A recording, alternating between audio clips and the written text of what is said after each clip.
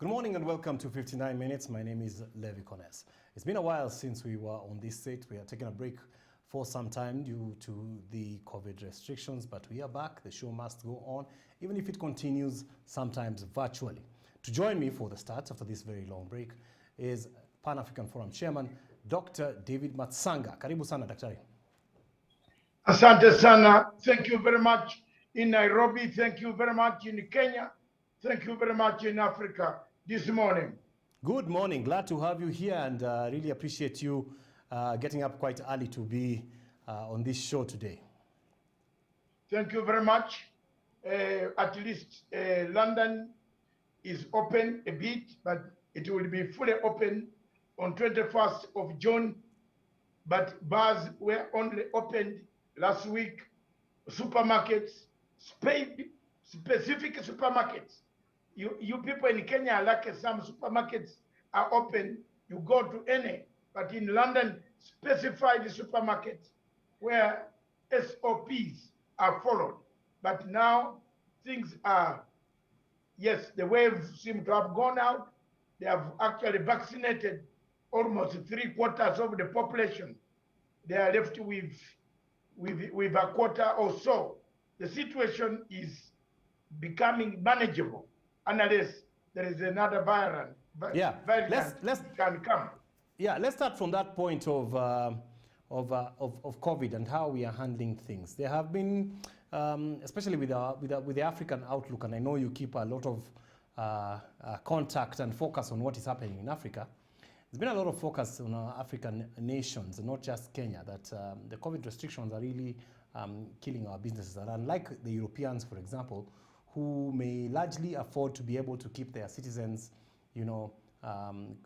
quite comfortable during lockdowns, it has been quite an impossible task for African governments to do so because, of our third world country status.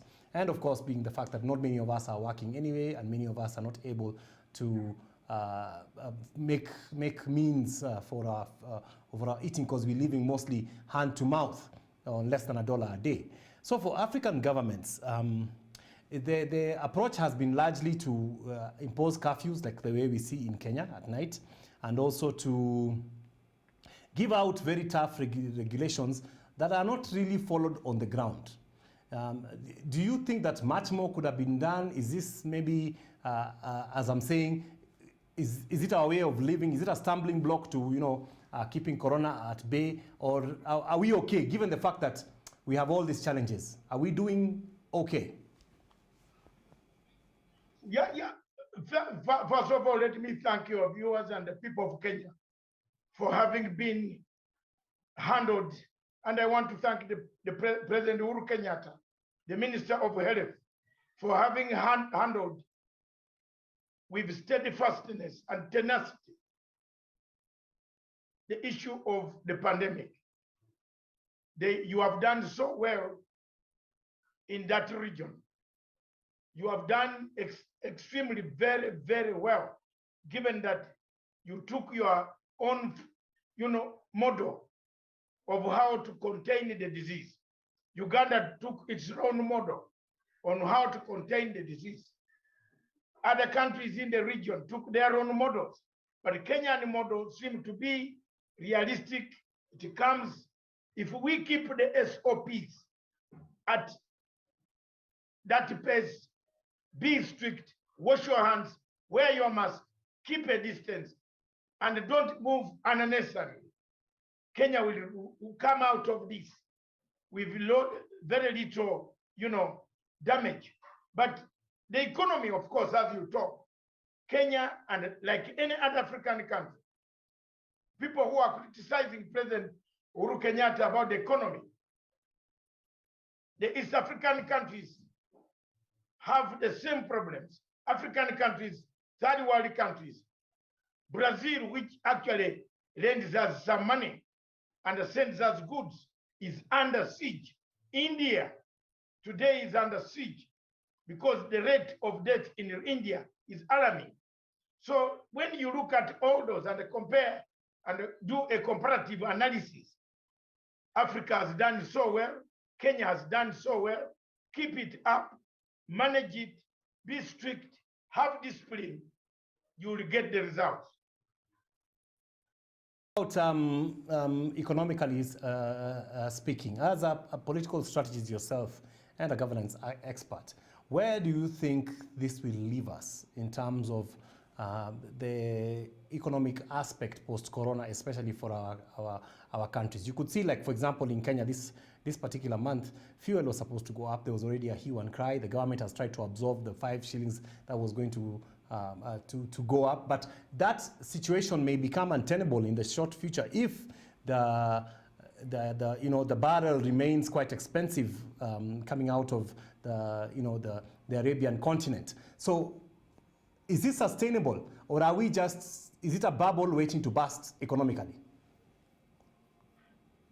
We are going to have an economic turmoil. There is no country in the world which will not have an economic turmoil. Whether Britain, America, China, whatever. China might have the money, but where will you sell those goods? The people don't have the money. Where will you sell? The economy of the world depends on the prices of the commodities called oil, the black gold. If the prices go low, the economy picks up out of the good prices and it works. Management of an economy at this hour is the most important thing that any country must do. President Uhuru Kenyatta has tried his level best. There is no way you can't avoid. Even the United States, Britain, where I am, they are borrowing money in order to sustain some things quietly. The only difference we have is that Britain has got its social contract, social structures that help them. You can't see the difficulties, but they are seen, they are available, they are within the format. So when you talk about all this, you will find that there is always a very difficult situation for Africa. On 18th of February 2020, my letter still stands in history that I wrote a letter to all African heads of state, warning them of these consequences. How prepared are they? How prepared are they to deliver Africa out of the quagmire? Africa needs help. Countries need help. We should not look at political power. I see you people in Kenya looking at political power versus that you are talking about. I will be the president in 2022. You might not be there. The nation cannot be there. You heal the nation first. Even if you are talking even about the elections. What do you know? What there are several waves. Another wave could come which is bigger. So we don't know. We should put a divine involvement, hope, and courage to outshine the difficulties. Yes. Yeah, I'm sure, Daktari, you have been keeping an eye on the Kenyan politics, for example. And one of the interesting things happening in Kenya right now is that with all that's been happening with COVID, there's this talk about BBI and how the wrong draft ended up in some counties, and how there's a possibility now that it might grind to a halt. Now, you have been a proponent of BBI for a long time, even in our discussions, and talking about healing, and of course talking about what you called the redemption strategy. Which way forward now for Kenya?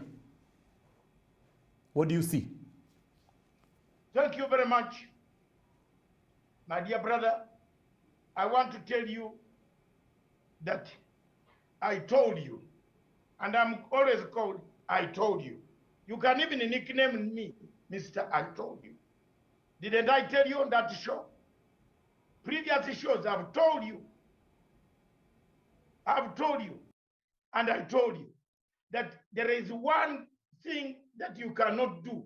I studied conflict resolution. I'm an expert. I'm called upon to discuss some things on conflict in areas in Colombia, in Uganda. I did the Uganda peace talks between the rebels and the government. I have a record there. I introduced some words that worked.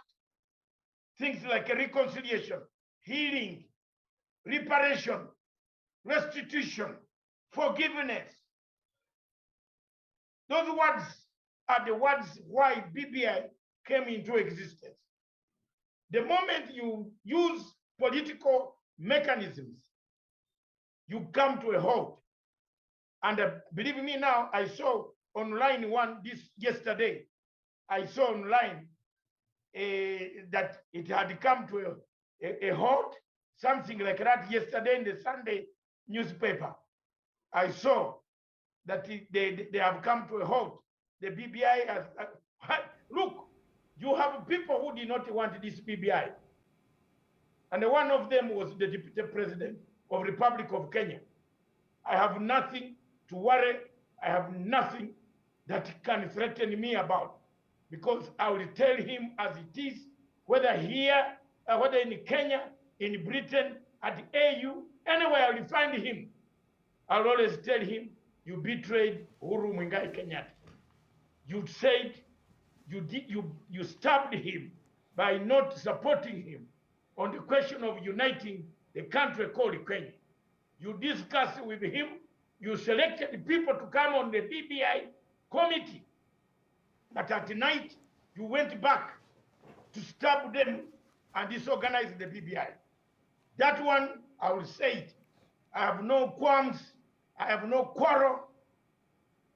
I'm more so you think it's being sabotaged? No, listen, I'm more needed. Is it being sabotaged? Than I need him. Yes, he did sabotage. You want to say you didn't see? He started saying, it seems like there are those who are saying, Daktari, that that there are people who are, how do I put it, were unprepared when they were giving out the bill. That it maybe they made their own mistakes and would like to pass those mistakes to other people. If I were the Kenya police investigating this, I would arrest Chebukati. Have you read your constitution very well?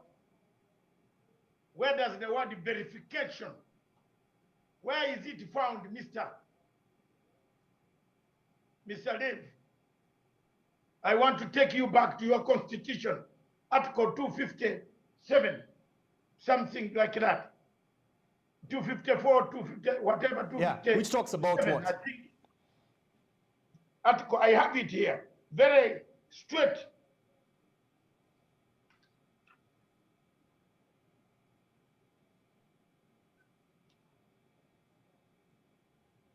I want to see.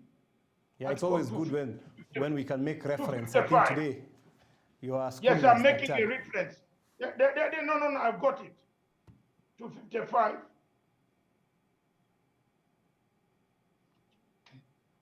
Uh, 257. 256.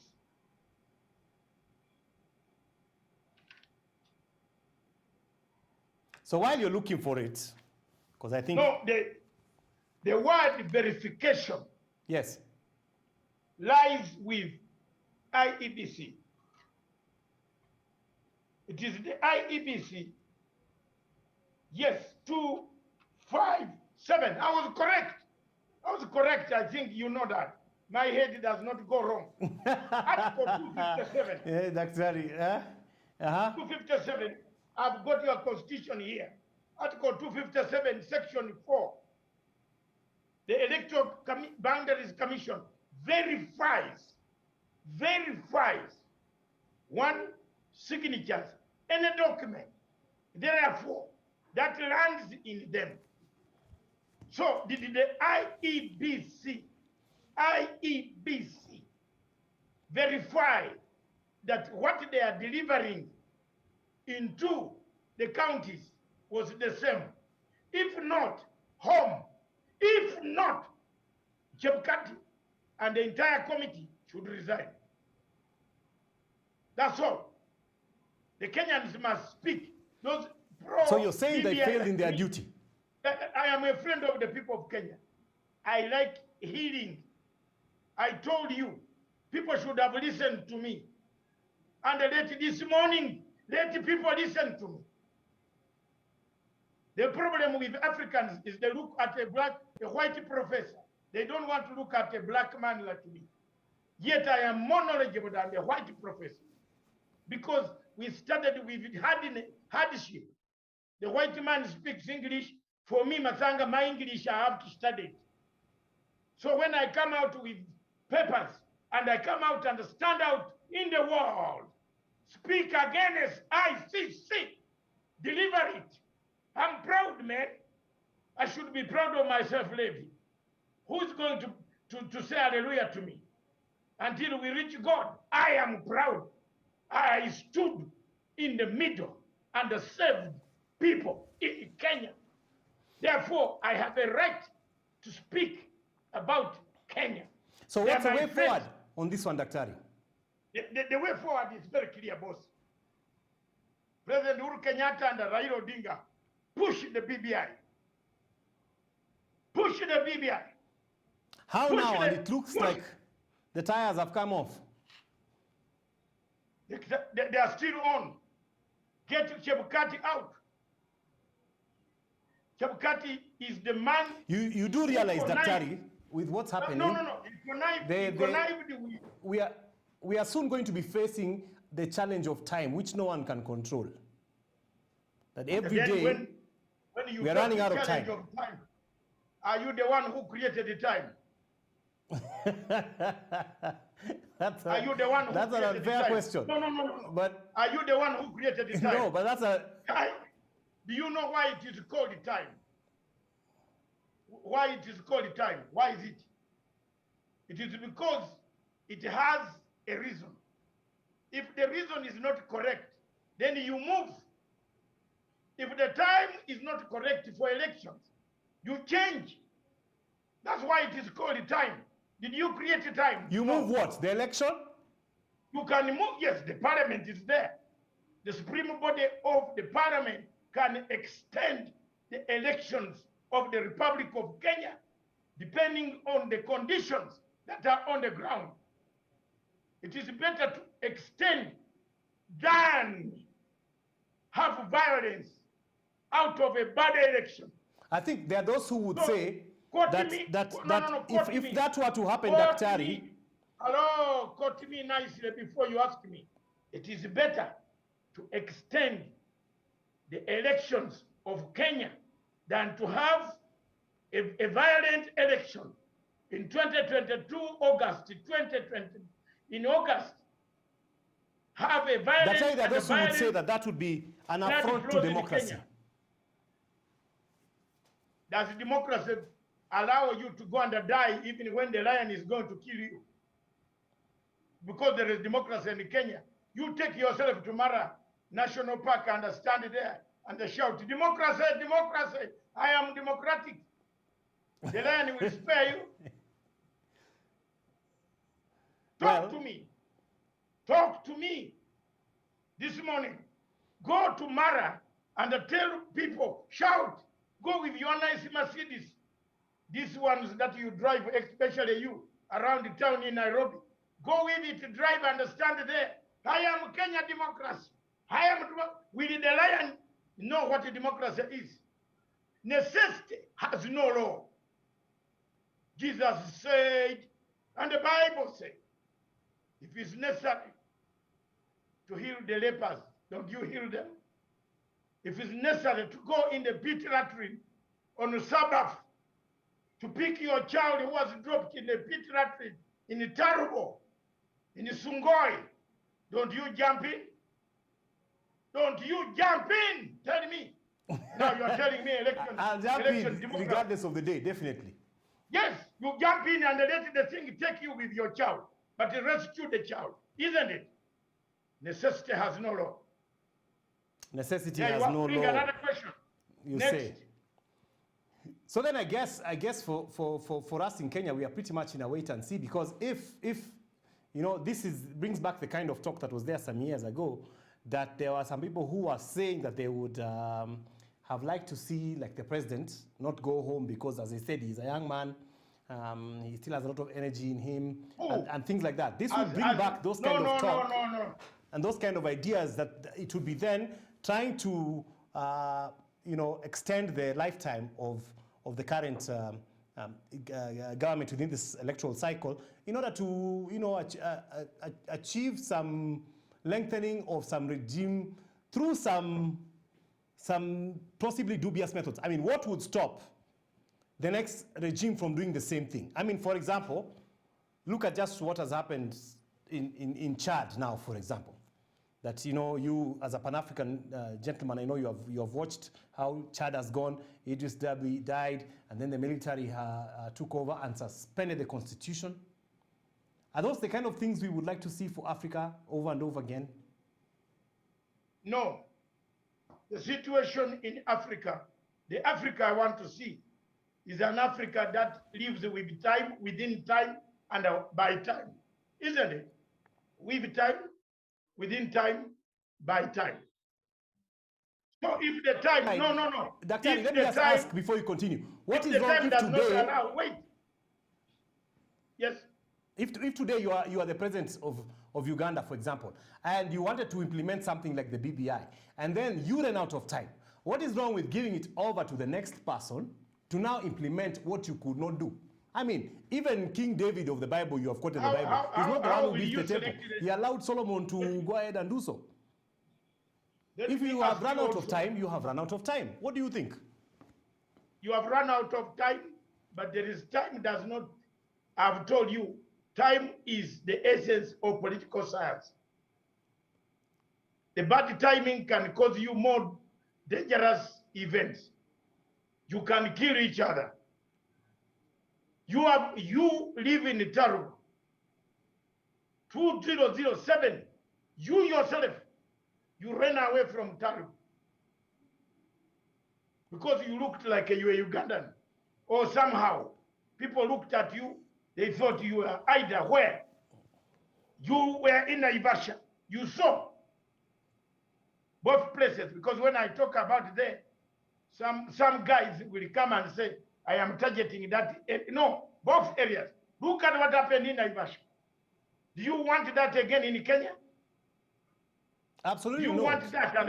No, do you want that in Kenya? Which president in Africa can leave his country knowing very well it is going to fall into a catastrophe with a caliphate of gentlemen who have sprung up? Can I ask a question, Daktari? Is it a real possibility? Because there are those who say, look, we've learned from the lessons of 2007. None of us want to go back there, obviously. None of us is trying to, take each other's... People have even moved back to where they came from. Isn't it? Communities are living right now harmoniously. People are saying that those who keep on talking like this are simply scaremongering people with the thought that, this could happen again, so that they can achieve their own ends using scare tactics. You tell me, my dear brother, I have never been a scaremonger. From 2008, I have stood on one side and watched my lips and never crossed me on that again. I've stood on my side, sir, and said I hate the International Criminal Court, period. Whether they take Museveni there tomorrow, despite what he has done against me, I will defend him. I don't like him, but I will defend him. I will defend him against the court. It is me, it's one single entity, MATSANGA, against that court. And I've exposed that court to the point that you have seen, to the degree that you have seen even America and other big countries agreeing with me. Yeah, but people are saying, Dr. that we have learned from 2007. We surely have learned. You are talking of having learned. We exchange differences in opinion. We're not going to kill each other. Who has learned? You. We Kenyans, yes. You have learned yourself. You have now returned to Turbo and settled. But the other people who have not returned, there are people living in boys' quarters in Nairobi when they have their farms. You drive towards Maraba, and you stand near Bantu Forest. You had a house there. Someone is sleeping there, and the smoke, and you are in a matatu going tonight to Maraba. Don't you feel like I should commit suicide? That's why BBI came handy. BBI said, let's address this problem. Among the 90 points is that problem, healing process, reconciliation, reparations, restitution of the state, ethos, ethnic balancing, unity of purpose. That's what Uhuru Kenyatta is looking for. Forget these things. Forget this guy who's running. He wants, my friend, he wants to be a president at all costs, which might not be. He has to go slow. Yes. Which guy is that? You know him. You don't want to be sued on your TV. Everybody knows who the guy is in Kenya, who wants the presidency at all costs. My younger man at 52, called Ruto. Now I just want to tell you, because there's a difference of about 13 years with me. It means I was in school before he came to school. So I can always tell him, my younger man, I mean, that is, I'm going home, boss, I'm going home towards the Maker, but I want to live a better Africa. That's why I speak. Kenya is not my country. I can as well sit. Yeah. Don't you but does see it concern you, Daktari? Don't you see? No, boss. Let me ask you, mister. Don't you see my palatial home? I can even go outside and the Muzungu tells me, hello, hello. I can enjoy it and forget about talking about Africa. But I want a better Africa. Yeah, but does it concern you that in the quest for a better Africa, a lot is dependent on individuals? Like all our, I mean, we do things to either stop people, block people, support people that we like, make sure others that we like also stay in power. It's so individualistic. Does it concern you that we are all about individuals? No, I have no individual that I like. The only individuals that I hate are people who run for power when they don't know the consequences of finishing everybody before you reach the ladder. Raila Odinga has been running for power for many years, but he's not as hungry as somebody in Kenya. Yes, and that speed must stop. The international community is watching. A new prosecutor is coming, although there are so many hiccups in Speaking of international community, let me ask you something. Yes. We watched the French go and actually give the current regime of Chad a thumbs up. The French president was at the funeral of the late Idriss Deby. He has endorsed the military government that has come in, that has thrown aside the constitution. And considering what that would be the international community's reaction, what does it say about the international community and their interests in Africa? First of all, I just want to make it very categorical that you people in Africa don't listen. And you don't listen to men who have this, who are black. Please don't, this morning, let me come out clear. And don't stop me. I have been warning you about France. And I've been telling you, France is one of the worst countries in Europe when it comes to dealing with Africa. Look at what France has done. France has created a proxy war in East and Central Africa. There's a proxy war. Don't you see that proxy war? Don't you smell it? Don't you smell it? I know you don't like to hear the name Kagame, but for your reasons, between your... me, President Kagame is my friend. When we meet, he asks me, how is exile? When he has some little money, he gives me some, but I don't beg. he stops and says, go and pay your bills. He knows what exile life is. I want to thank him. When I also come across Museveni and I corner him properly, he said they did not pay you your money, but it's okay. Please. Some people, sharks, corrupt people, MATSANGA, ate the money. He told me that in Addis Ababa. And that is the time I said, okay, Mr. President, it's okay. But can you tell me why the border between Uganda and Rwanda is still closed for 2 years? Can you tell me? Some of us who are doing business in Rwanda, we have ended up disposing of exactly everything we had. What is the problem? You are near the border than I am. You are near Tarubo. You can climb Elgon and go Kabuchora. Ask him, what's the problem? The two guys cannot meet. And the two guys keep on telling us African unit. The border is closed. Ugandans can't fly into Rwanda. Rwandese cannot fly into Uganda. For a Rwandese to fly to Uganda, he has to fly to Kenya, then pick a plane from Kenya into Entebbe. And if the passport is seen that your stamp, you are in Entebbe when you return to Rwanda, you might not like it. So what type of life is this? That's point number one. Proxy war number one. Proxy war number two has already finished. Tanzania. You remember the people who started opposing President Pombe Magufuli. Who are they? What is their name?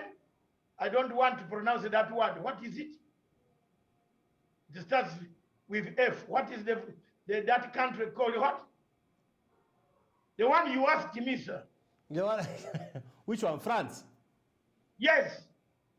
The first people to oppose Magufuli was France, the French. They disagreed. They opposed him. They went and mobilized Europe to put embargo on Magufuli. I went to Tanzania myself. I met President Magufuli for 15 minutes with the late minister, Dr. Mahiga. I was warning him. This is 6 years ago. I was warning him there was a problem with these guys. They come, these guys, as Total Oil. But really, they are mercenaries, agents of DSGE. Ask me, I've studied European history. I know all of them. There is no agents in Europe that can defeat me to know, because I teach those whites which agencies what. So in a nutshell, Tanzania fell into the trap of the French. Uganda has fallen into the trap. They are there. Open the border, don't open the border. Oh my God. Let's go to Mozambique. Didn't I tell you there is a road in Tanzania being dug to nowhere?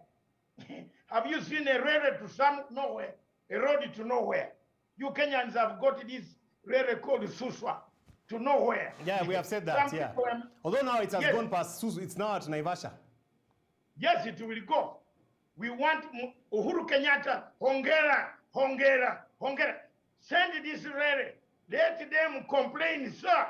But do a good job. Let it go to Malaba. Speaking of which, let me ask you something, Daktari. Because you only have about 5 or 6 minutes. I noticed on... Let me finish. Wait first. Let me finish for you quickly in a nut. There is a rebel group, Al-Shabaab, based in northern Mozambique, southern Tanzania. Yesterday, it threatened that they are going to grow across the border to attack and kill Mnangagwa. Did you hear that? Now, who planted this rebel group there? Who? Which companies, which oil companies are there? Namely, Total and Shell BP. There you are. Now, they promised him lull him with Mama Sululu and to sign an agreement. Then have you seen what they have done now? You have seen it yourself.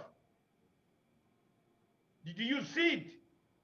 They have withdrawn. There are no banks ready to fund the project. So you tell me, where is salvation, sir? Where's your salvation? I warned you, there's a proxy war. They removed the railway. They moved the pipeline from Lapset to Lodwa and Turkana to Masindi, Hoima, and Juba. So many forces in Africa worked against the Lapset, including the government in Khartoum of Bashir. There's somebody in Kenya who's linked to Bashir's government, whom I will name not here on TV. And I'm watching the rebel activities in South Sudan. Mark you, I'm one of the most polished rebels around that region. I don't want to tell you a lie. I forgot I was a rebel and I finished. I put peace brought, came back to Uganda. There will be no war in Uganda anymore. But there are regions where the war is going to take very dangerous proportions. And we'll certainly keep an eye on that, Daktari. And let me ask, just as we come to a close, because this has also happened to you on social media. This particular week, the president was really heavily trolled. He was being trolled on Twitter, on all manner of social media accounts, on the basis of his weight. Did you see that? Which weight? Did you see that though? Don't you have weight? Did you see it? I'm just asking you. Did you see it? No, have you died? Because no. I have weight.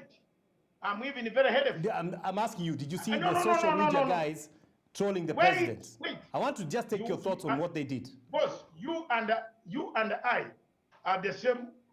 Maybe you are more heavier than me because you are short. I'm tall. My weight cannot be seen.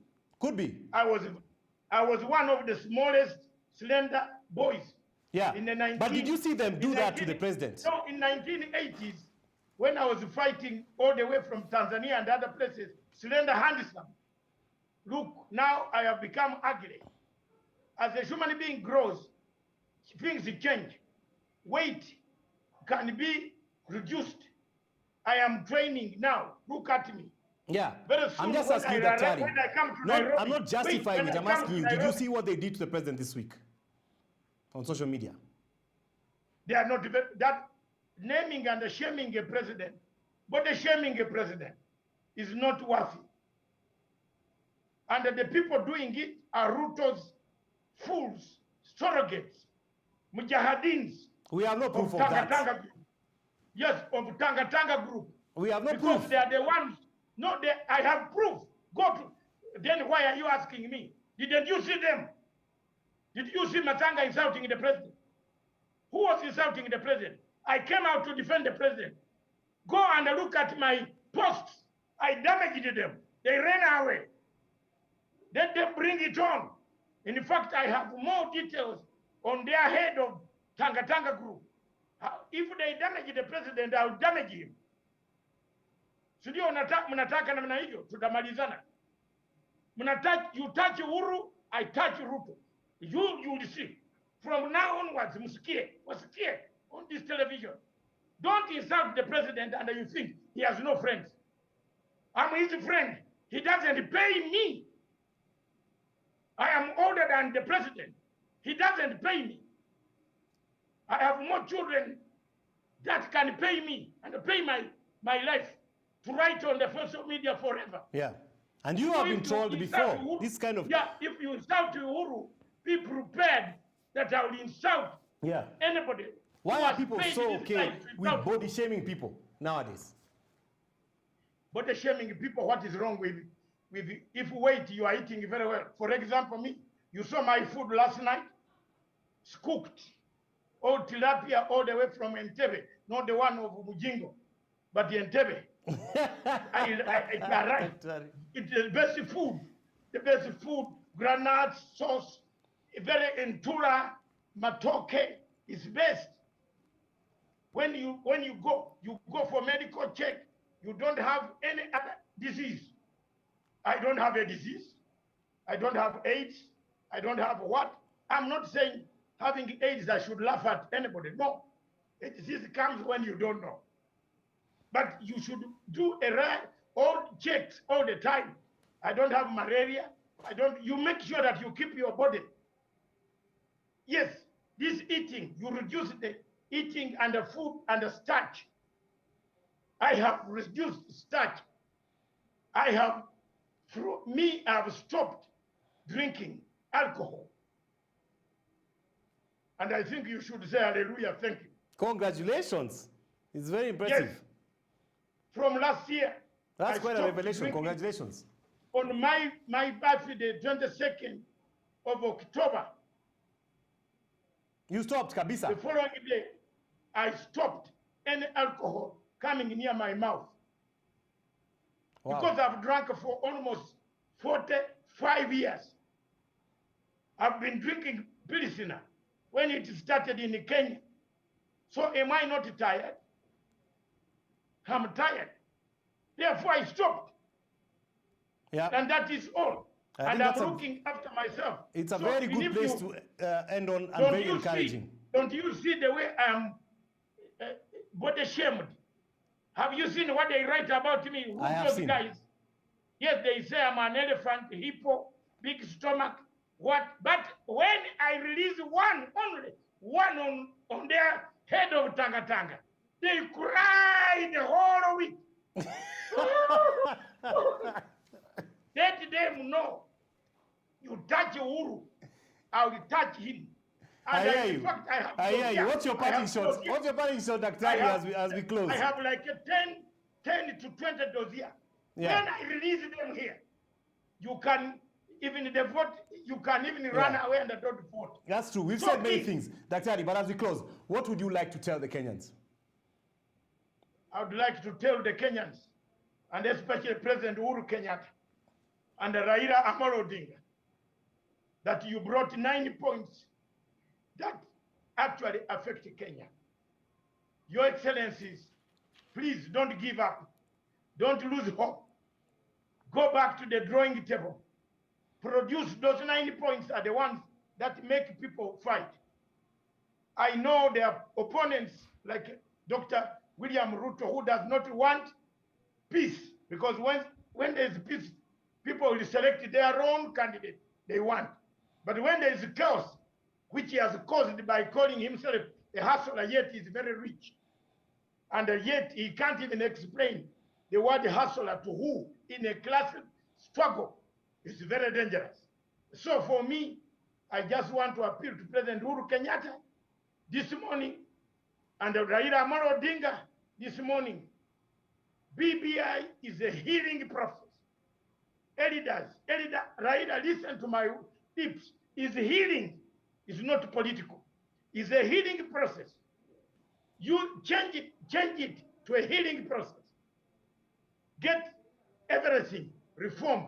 Kenya cannot hold an election without reforms. If you hold an election without reforms, let me go and prepare the journey ahead. I hear you, sir. In the Hague.